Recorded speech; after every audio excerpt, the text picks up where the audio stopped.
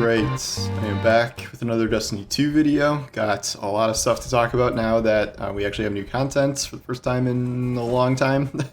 And today I was going to talk about the dungeon, which I did manage to run, hello Evie, for the first time last night with my extremely small clan. We did it blind. I don't think I've ever done a dungeon fully blind before.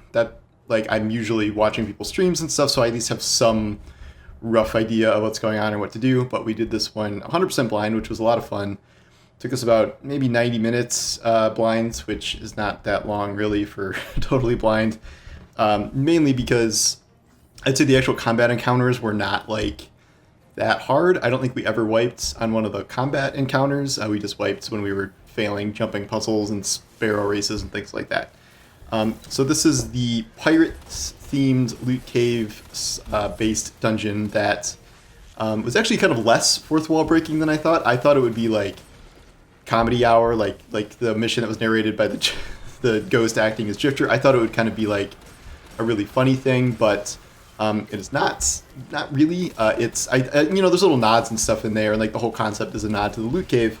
But it's the story of Wilhelm, Seven, and Exo, who went in with the fire team, and they all murdered each other out of greed and things like that. The spoilers are going to follow for this. I got to talk about the whole dungeon, so no real avoiding that. But so it wasn't like the origin story of Zur or things that we were speculating about, which is fine, but I maybe wanted a little more from the story. Granted, I did only find, a third or half or something of the audio log, so maybe there's more to it than that. And yet, the dungeon itself is, I think, really good.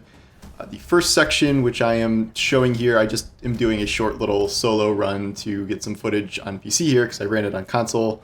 I am not actually trying to solo this. I'm not really like Mr. Solo Flawless Dungeon person, as you might expect.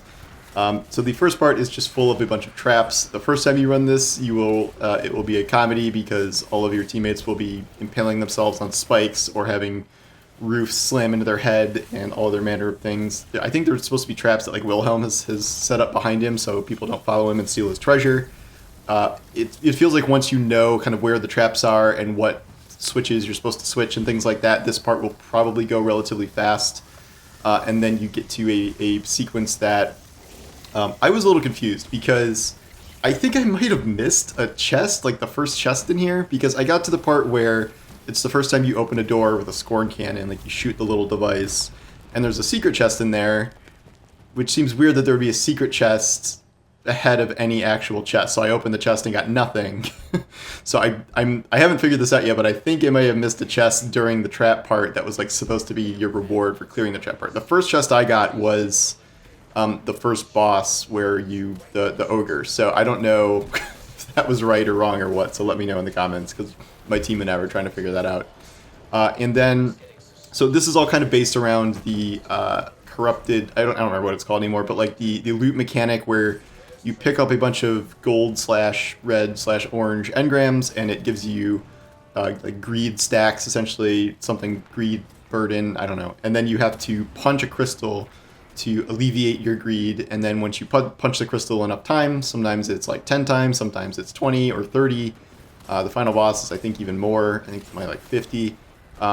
You will activate whatever mechanism you're supposed to do. And then this combines with the Scorch Cannon used to open doors or activate devices, and those are kind of the main two mechanics of the dungeon. So the first one is the first real combat encounter after the traps is the ogre, where you collect the things and then he becomes vulnerable once you have dunked enough greed things. I think we two-phased him, I'm pretty sure. Like, I was not really even running an optimal loadout for this. I was like Storm Trance Warlock, and my main DPS was Aeger's Scepter, like using my super, which actually worked pretty well, but I didn't like go super hard and like go full Cartesian coordinate, whatever, max DPS. But it wasn't really a problem.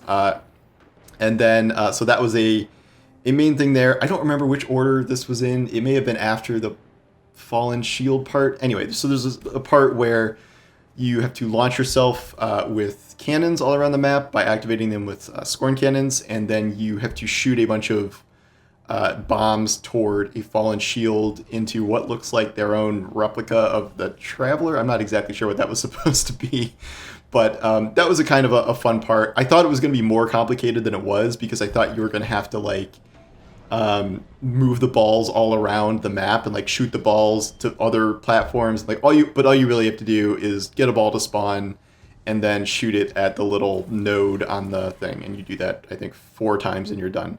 So that part was kind of creative. Again, that's another one where like now once you know how to do it and what you're supposed to do, I think that's going to go relatively quickly because that part is not especially difficult. There's just kind of a normal amount of enemies on each of those platforms, and I feel like that'll go pretty quick. And then there is a sparrow part.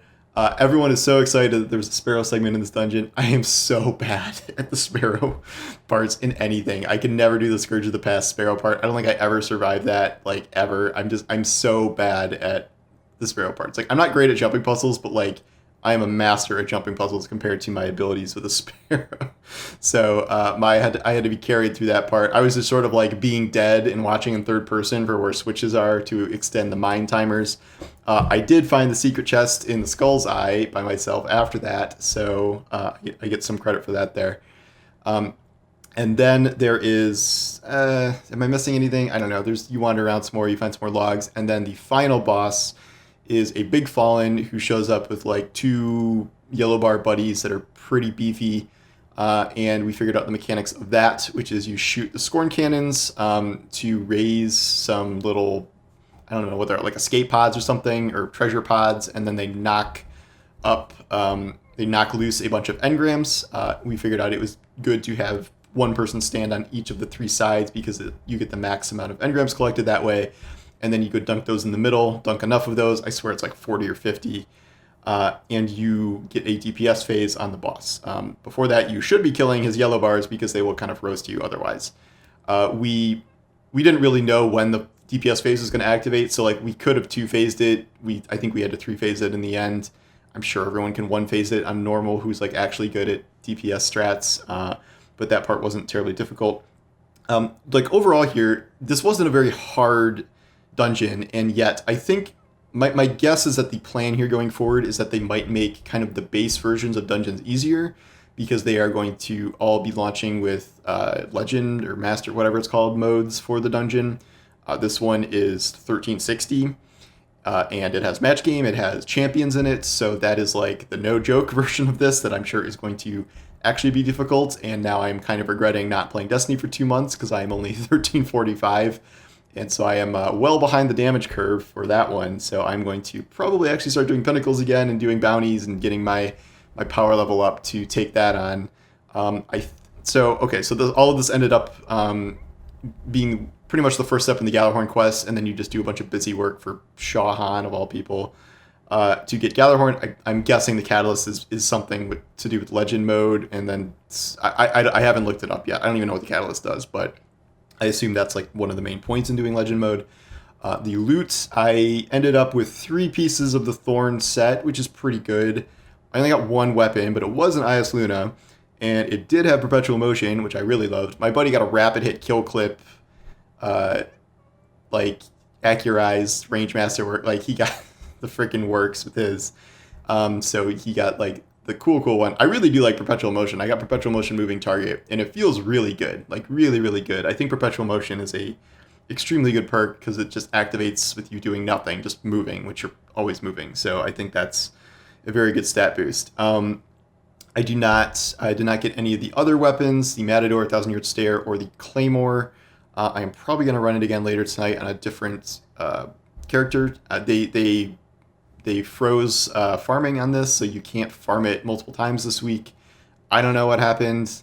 Someone discovered something, some exploits that negated that, so I don't know when that's going to be hot fixed, but you can't farm it, so I'm just going to run it once on 3 characters, probably before the end of the week, and then we'll see if they can fix that. But is the dungeon worth $25? Is that the big question? I don't know. Like this whole anniversary pack, I think has been extremely good. I just wrote an article today that was it's better than it has any right to be, really. Like I was not expecting nearly this much content from this, and I don't really think people can complain because a ton of the content is free. I think Dares of Eternity is a much more involved activity than anyone was guessing, and they put all of the Halo-inspired loot there, which I think was a good call. The dungeon, I guess, offers less, quote unquote, but you get 2 full ornament sets, which I probably would have spent money on anyway, knowing me. So that's like $20 right there. So you're paying like $5 for a dungeon, essentially. And there's a bunch of other cosmetics, multiple ghosts and sparrows and things. And the access to the loot in the dungeon and stuff. So, like, yes, for me, it's a no-brainer. I am not a huge fan of the idea that they'd be selling dungeons and things separately all the time now, and yet I do find it hard to have any negative thoughts about this anniversary event. I think it is really good and probably one of the best bits of content. In terms of like pure content, I think it's definitely the best content release of this past year.